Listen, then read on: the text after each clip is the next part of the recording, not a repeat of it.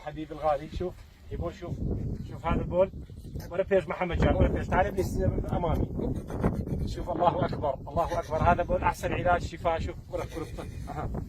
شوف هذا البول الاستاذ بارك الله فيك شوف شلون محمد شوف هذا البول الابل هسه اشرب امامكم يا حليبه بارك الله استاذ صالح هسه اذا اجيب هذا الاخوي يجيب الحليب مال بوش هذا البول شفتوا مباشر بارك الله فيك تعبناك السلام عليكم شوف جلاس حليب البقر مع البول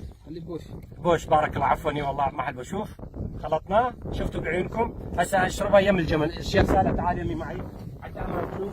هذا احسن علاج تعال ابني هنا بارك الله فيك مع الشيخ صالح شوف هذا البول مع الحليب شفاء النبي صلى الله عليه وسلم يقول بول الابل شفاء لكل الامراض خاصه الفيروس الكبد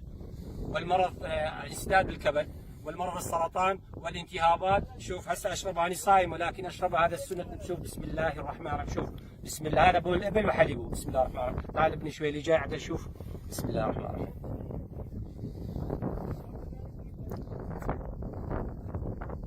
بسم الله الرحمن الرحيم